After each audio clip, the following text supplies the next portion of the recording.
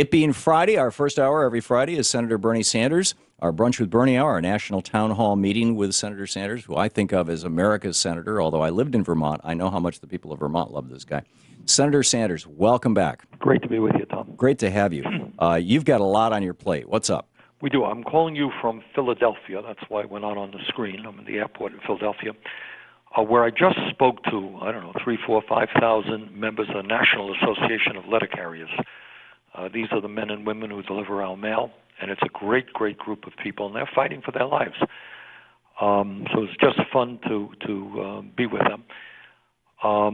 As I think we have discussed on this program many, many times, there is an effort by the Koch brothers and the other right-wing folks in Congress to move toward the privatization of virtually every agency and every program which benefits the middle class and working families of this country, so they can give even more tax breaks to large corporations and wealthy people. And right in the middle of that attack is the Postal Service, and they're getting hammered every day.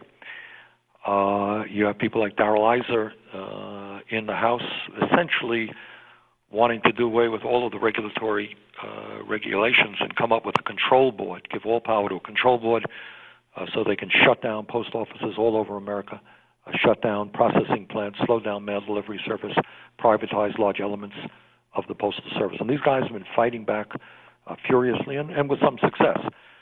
So while we haven't won it all, we have prevented the worst of what Issa and others want to do. And we have legislation in which would strengthen the Postal Service, give them more capability to provide services so they can make more money.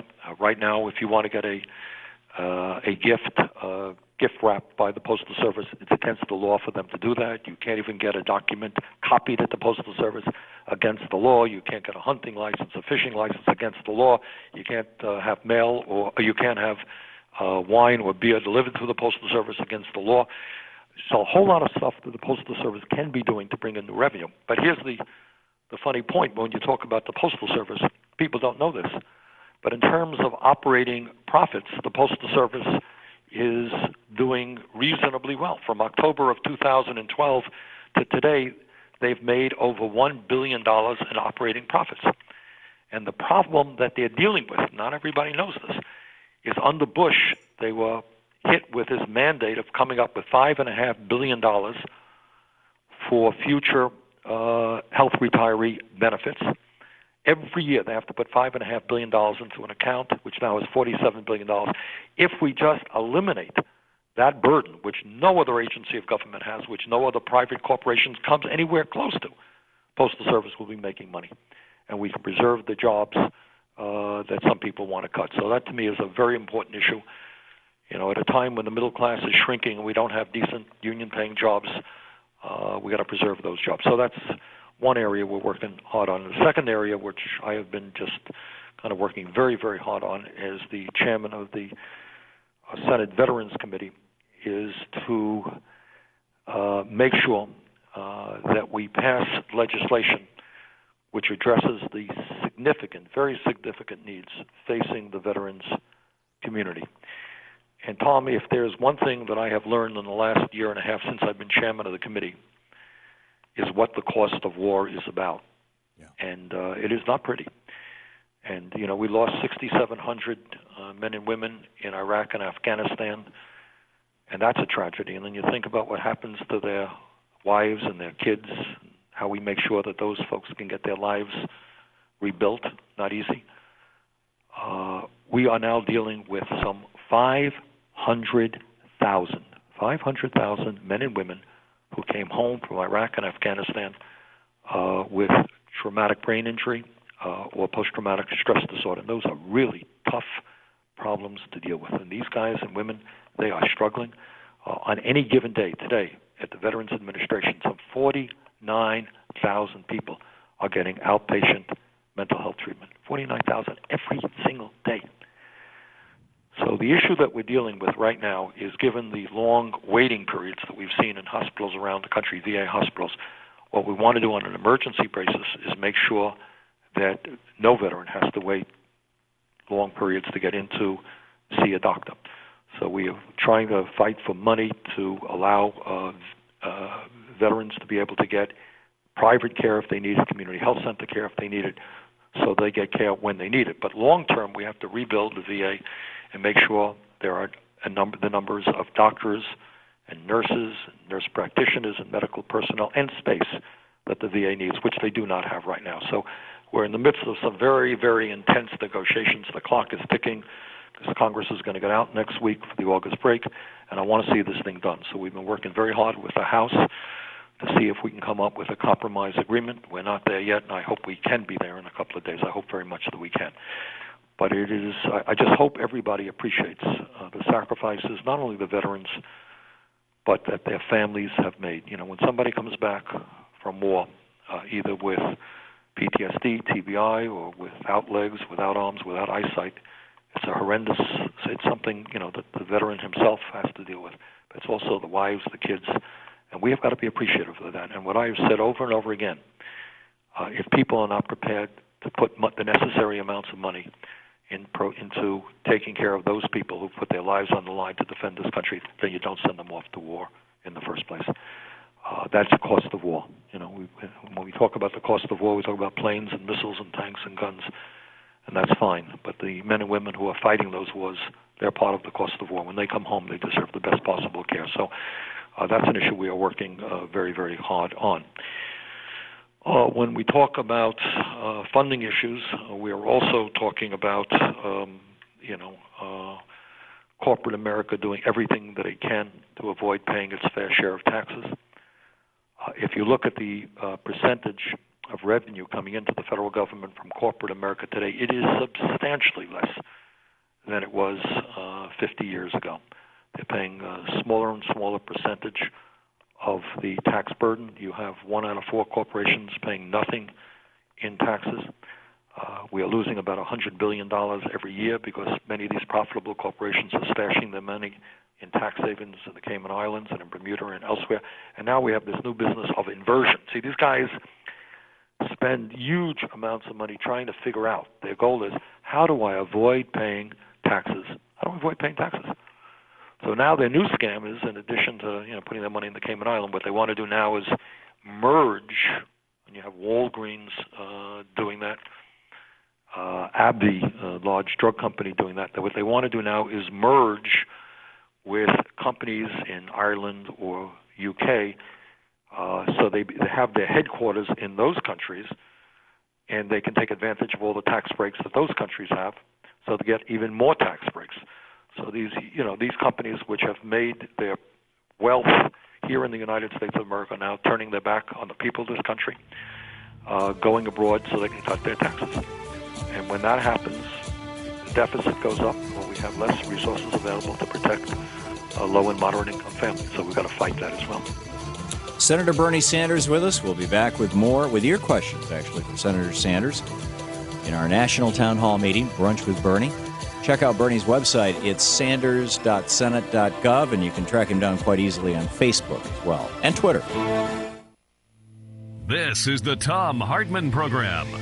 Sanders.senate.gov, G-O-V, plus Facebook and Twitter and, all the usual places. We'll be right back.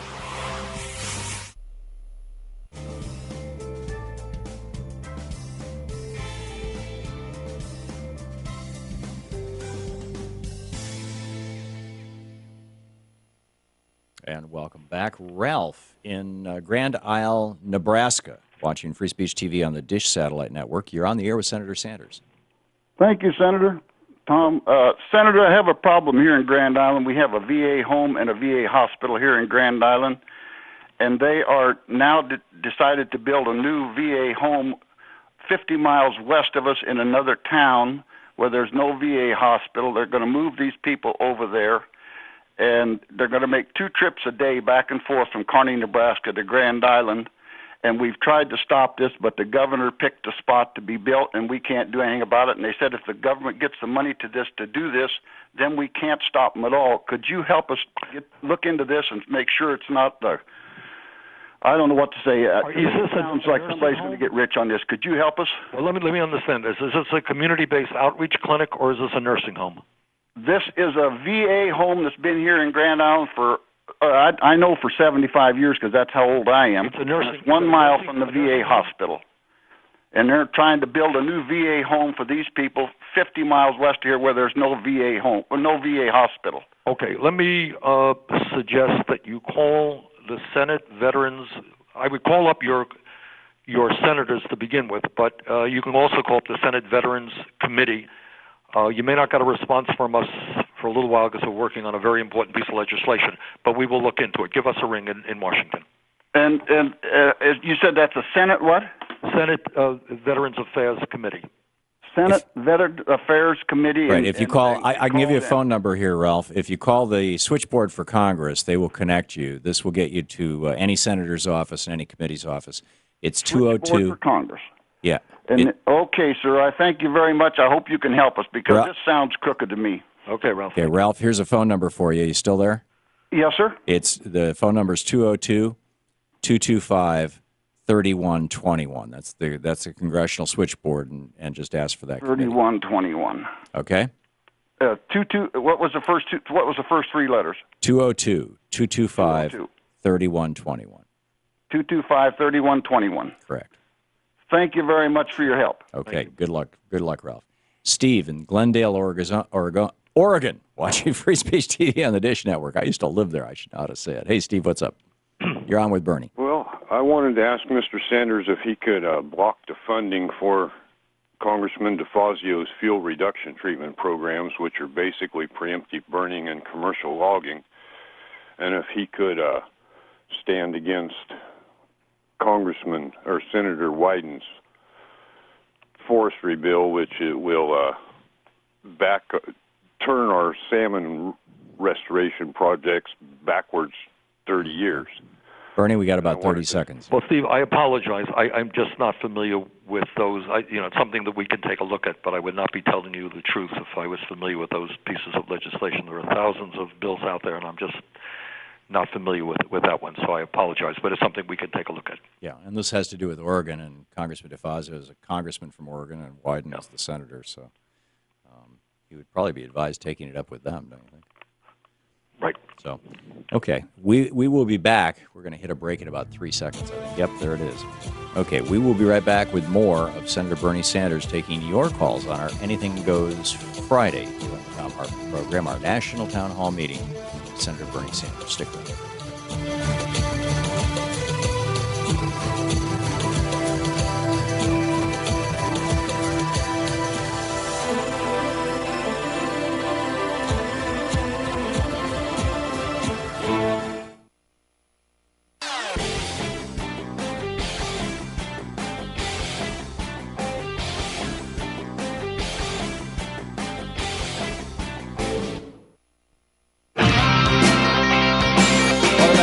Past the hour. It's Brunch with Bernie. Senator Bernie Sanders taking your calls for the rest of the hour. Do you have to leave a few minutes early, Senator? I may have to leave to catch a plane, yeah. Okay, so just let me know, okay? And we'll do that. So let's see here. Cherish in Flushing, New York. You are on the air with Senator Sanders. Hi, Senator Sanders. First, just wanted to say I love your work and following you for the past couple of years. And as a fellow New Yorker, excellent work. My question is, so with money in politics, it's an issue that both sides can agree on. So my question is, with antitrust laws that have been passed, such as the Sherman Antitrust Act in the 20th century, what's stopping Congress from breaking up a lot of these companies that you see across almost every industry? I mean, you have a company like AT&T that was broken up and then just essentially reformed almost back to the monolithic state that it was back in the 80s. Very good question. And the answer is, right now, in the House of Representatives, you have leadership there which, by and large, with very few exceptions, is working day and night to protect the interests of the wealthy and the largest corporations in America. And the issue that you have raised is one Tom talks about a whole lot, but we don't talk about enough in America. I often talk about the issue of distribution of wealth and income, where the rich are getting richer and everybody else is getting poor, and that's enormously important. But we don't quite talk about enough is the concentration of ownership that exists in one sector of our economy after another, whether it is financial services, whether it is agriculture, whether it is communications, or whatever. And what we see in many instances is fewer and fewer large entities controlling that entire sector. One area that we have focused on is the issue of Wall Street. And I think many listeners would be shocked to know that we bailed out Wall Street in 2009 because they were quote unquote too big to fail. And I voted against that legislation, but the theory was that if you let Wall Street go down, the entire economy would sink with it. And that was why they had to be bailed out, because they were too big to fail. Well, of the 6 largest financial institutions that were bailed out, I believe 5 of them today are larger than they were before we bailed them out. And these huge financial institutions have assets equivalent to over 60% of the GDP of this country. They write something like half of the mortgages in America and 2/3 of the credit cards. So these just in one area, what the power of a handful of financial institutions over our economy is just extraordinary. And I would tell you that my view is they got to break them up. We have to break them up if you want to see any degree of serious competition within the financial service industry. And that is true in area after area. And you ask why that has not taken place. Well, the answer has everything to do with the first point you made, and that's money in politics. These guys spend combined hundreds of millions of dollars to make sure that corporate profits soar, that corporations pay less in taxes, that corporations are able to ship their jobs to China or to Mexico, and they will resist any effort to break them up. And I think, we need, Teddy Roosevelt was a good Republican president in the early part of the 20th century. And he and William Howard Taft, another good Republican, were busy breaking up the major corporate entities of their time, and I think it's time we did the same in the year 2014. David in Loves Park, Illinois. You're on the air with Senator Sanders. Hello, guys. First, I just want to say I met you in Goose Lake, Iowa, a couple months ago, Senator, so thank you for that. But I wanted to give a shout-out real quick, and I have a question about the post office. The local union, the NALC 245, was actually in Philly with you this morning, or when you spoke to them, so I wanted to give that shout-out. But my question is, as far as Saturday delivery is concerned, is there any update on that being saved, or is there like a bill or an amendment? David, yes, there is an amendment. There has been for many years an amendment in the appropriations bill, which a rider which keeps getting passed, which says that the Saturday mail delivery will continue. Now, the Postal Service wants to eliminate it. The Republicans in the House, at least the leadership, wants to eliminate it. But we are fighting back, and so far they have not succeeded. We're going to continue to fight back. My view is that we need a strong Postal Service. As I mentioned earlier, in fact, in the last year, if you exclude this horrendous and onerous funding for future health retiree benefits, they will be making money. They're making money right now. So we're going to fight to preserve Saturday mail delivery. The American people need that, and we need it if we're going to maintain a strong and effective Postal Service. Jim in Lockport, Illinois. You're on the air with Senator Sanders. Senator Sanders, once again, a pleasure to talk to you. Thank you. My big question is, as a son of a World War II veteran, I've always watched my father vote, and even if the guy he voted for didn't make it in there, the vets always got behind the new president. Now, with all this rhetoric we get from the right hand or the right wing about the president being weak, do they realize how they make our country look when they try to knock a law down 50 times, or the constant badgering of the president being weak? Do you think, is there any way we could curb that? That's a great question, Jim. And, I sometimes rack my brain, and I'm in the middle of this every single day being in the Congress, and I see what goes on, and I know the players. And I sometimes just try to take a deep breath and move my mind back and say, what's going on? Why do these people want to do it? And I think I can't come up with any better conclusion than it's just simply power. That, they want to destroy Obama in order to gain power. And if it means destroying or setting back the United States of America in so many ways, they are prepared to do that. Senator Bernie Sanders with us. It's our Brunch with Bernie hour, our national town hall meeting with Senator Sanders here on the Thom Hartmann Program. We'll be back with more of your calls for Senator Sanders right after this. You're listening to the Thom Hartmann Program. Call 866-987-THOM. And be sure to check out Bernie's website at sanders.senate.gov, and you can very easily track him down on Facebook and Twitter.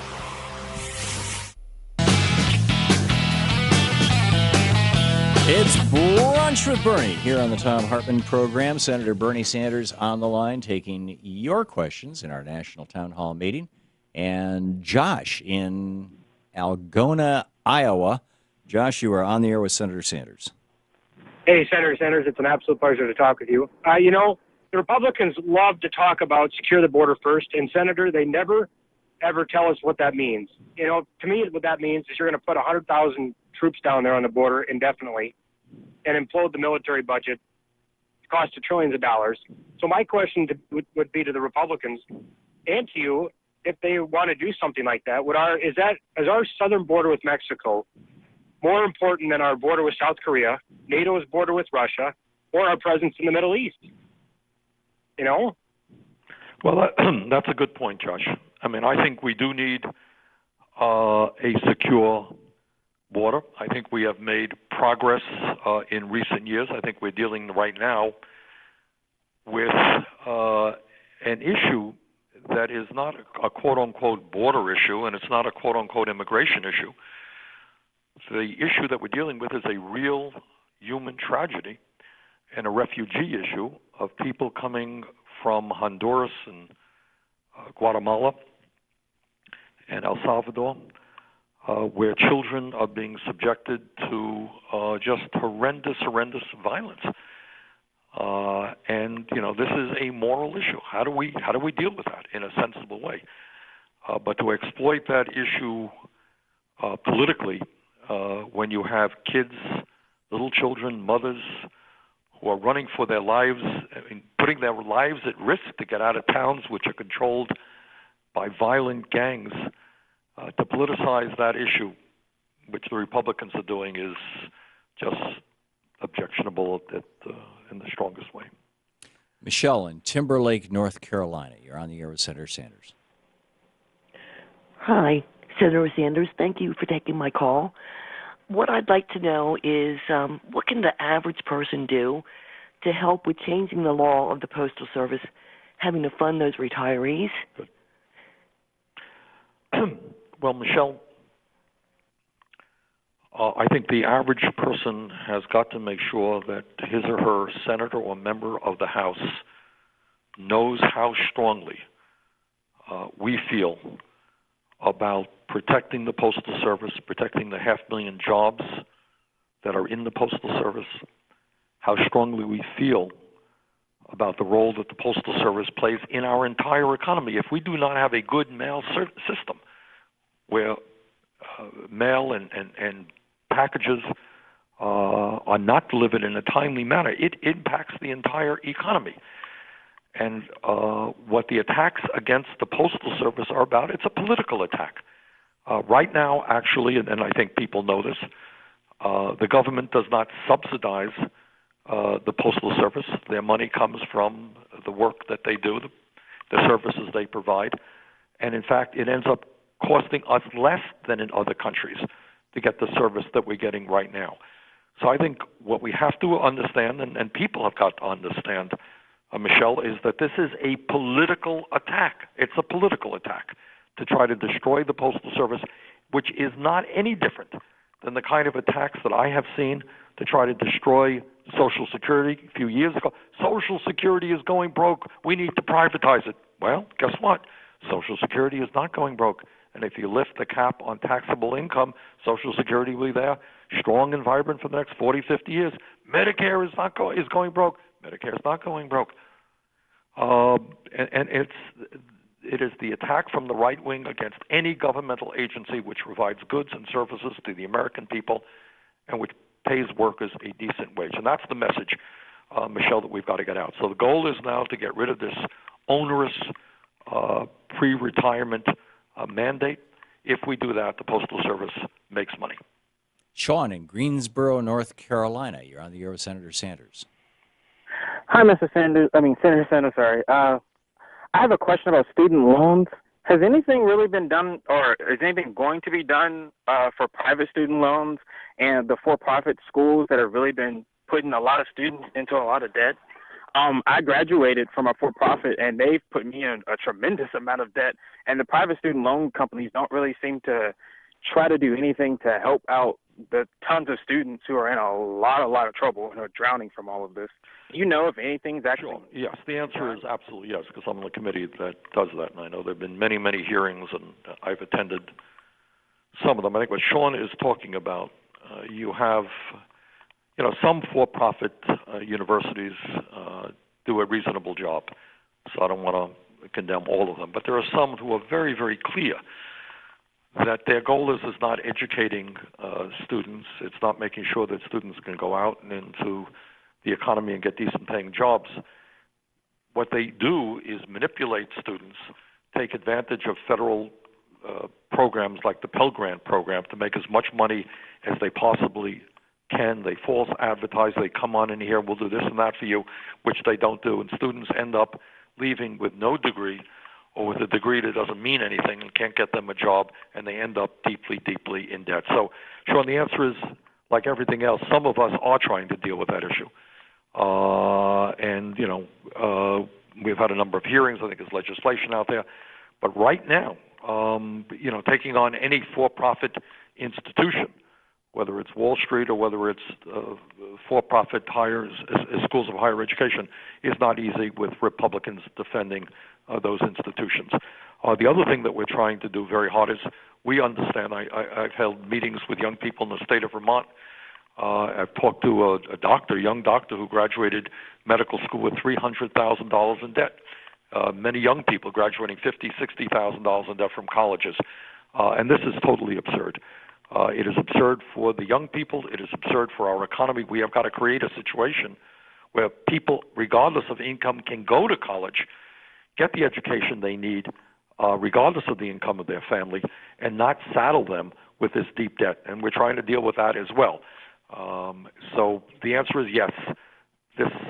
Some of us are trying to deal with these issues, lower interest rates on debt, make college more affordable.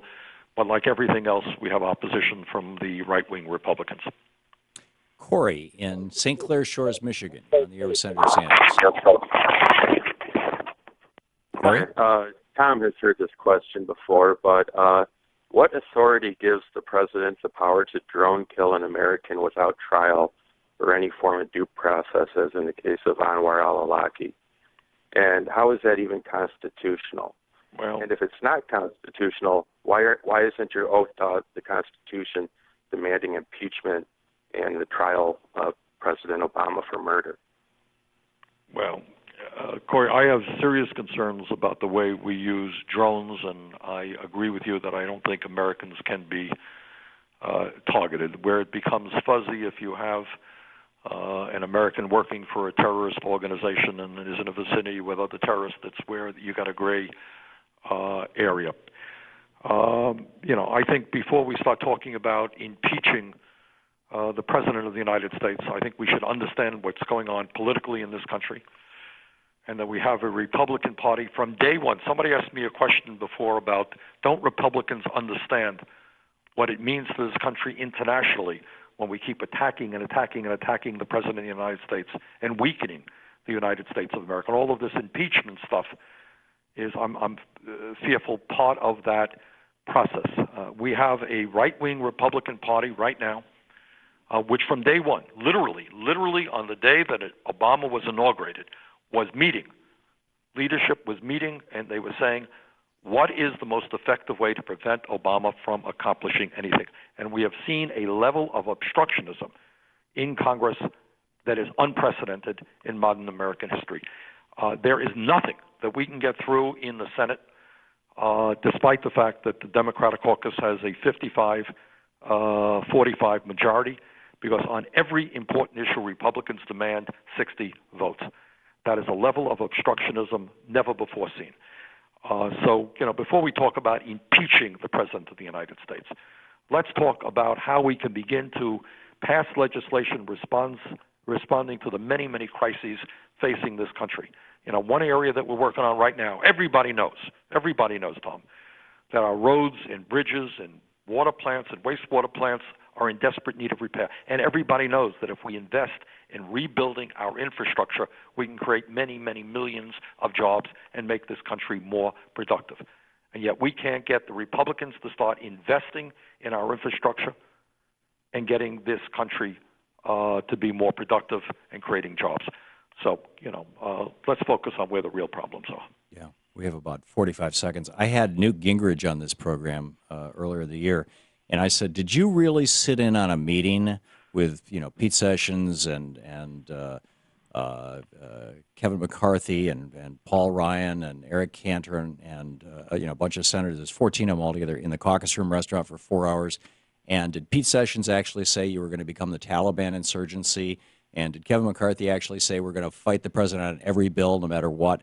And I expected him to say, well, maybe we overstretched it. Instead, he said, yes, we're the opposition. That's what the opposition does. He was bragging about it. Well, here's the point. That's in a democratic society, the opposition does have a role to critique and offer better ideas. That's called democracy. But these guys have taken their level of obstructionism to a horrendously dangerous place, and the likes of which we have not seen in the modern history of this country. Yeah, I agree. I think if this happened during the founding era, there would be a crime. John Adams would have put these guys in jail under the Alien and Sedition Act. Anyhow, I said that, not you. Senator Bernie Sanders is with us. He'll be right back. You're listening to the Thom Hartmann Program. Visit ThomHartmann.com for audio and video archives. Of course, John Adams put Ben Franklin's grandson in jail for publishing a newspaper article. Anyhow, back with more of Senator Sanders right after the Sanders.senate.gov. Check it out.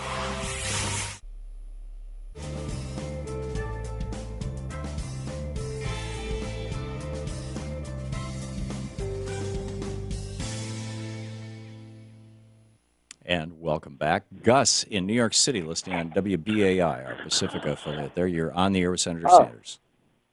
Hey there. I wanted to ask about the FCC ruling couple months ago in May that basically struck down the Zappel doctrine, which was the quasi-equal time provision. I would like to know if there's any Senate committee or any oversight of the FCC, and the fact that they said that because the fairness doctrine is no longer being enforced, that the Zappel doctrine is no longer going to be forced either. I can't give you, I just don't know, Gus, and I'm sorry that I can't give you a good answer on that. What I do know, and Tom and I have talked about this a whole lot, and why I do this show and have done it for so many years, and why I think Thom Hartmann is really an American hero in what he does, is we live in an era where, like almost every aspect of our lives, you have a small number of very large corporate entities which dominate the situation, and that's certainly true in the media. And one of the reasons we are where we are today in this country, where in this next election some 60% of the American people are not going to vote, and 70-80% of low-income working people will not vote, and why many people really do not have a clue about what's going on in Washington, has to do with, I think, very bad media reporting. And I think you have a corporate concentration of ownership, which is very dangerous. We're going to fight as hard as we can to maintain net neutrality so that as many voices as possible, regardless of their political views, can get out to the American people in a fair way. And we're going to do our best to make sure that voices like Thom Hartmann's and others can continue to get out with a perspective that is very different from the corporate media. So that's my concern in that area. Thank you, Senator. Lincoln in Barrie, Vermont. You are on the air with your senator. Hi, Bernie. Hey, Lincoln. How are you? Pretty good. Last time I saw you was at Tunbridge Fair. So anyway, this is what I got going on. I am a veteran, and my oldest son is a veteran.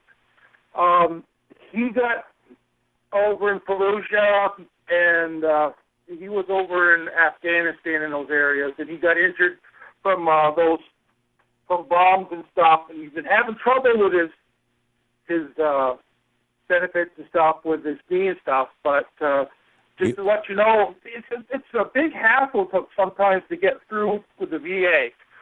What I myself would like to see happen is a separate entity that the veterans can go to, an omnibus sort of thing that they can represent them, but these people have some teeth that can deal with these situations, because the VA has just got too much damn red tape. It's just hard to get these patients, these vets in. Right. And I don't understand why they can't run it the same way they do a regular hospital. Why do they have to go through all this unimaginable paperwork, Bernie? I don't know if you've ever seen this. You've got to have your 214. You've got to have this. You've got to have that. You've got to have all these foolish forms. Lincoln, before you get off the air here, what I'd like you to do is give my office in Burlington a ring. Okay. 862-0617. Tell us the situation of your son, and we will do our best to help him. All right, thanks, Bernie. You take care. Good luck. Okay, thank you. Thank you, Lincoln. We'll be back with more of Senator Sanders right after this.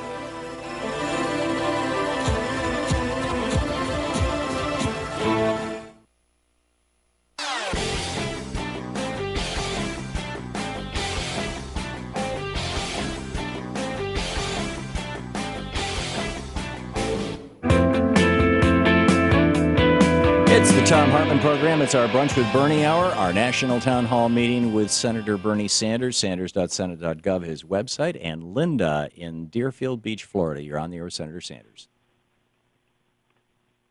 Linda? Linda does not appear to be there. Let's try Charles in Opelika, Florida. Charles, you're on the air with Senator Sanders. Hi, good afternoon, Senator Sanders. Hi. Hello? Yeah. And hi, Tom. My question is basically, do the Democrats have a plan where we're going to, bring up some type of jobs plan before the election? And would it include anything that would get some of these young kids just coming out of high school or even in high school to take up some type of vocational courses that's practically free? Because yesterday there was a caller on Thom Hartmann yesterday, and he was an entrepreneur.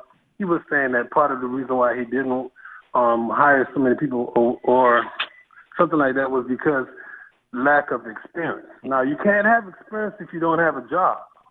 And then you can't have a job if you don't have experience. So are we going to, try to put some type of programs in place for these young kids that's almost out of school or probably out, graduated already and, trying to get into the workforce that's going to give employers, good employees, or give them a better pool of employees that's got experience in whatever field, they're trying to take up. Charles raises an enormously important issue. I thank him for raising it. For a start, what we don't talk about too much, Charles, is that youth unemployment in this country, we don't talk about it. Real youth unemployment is close to 20%.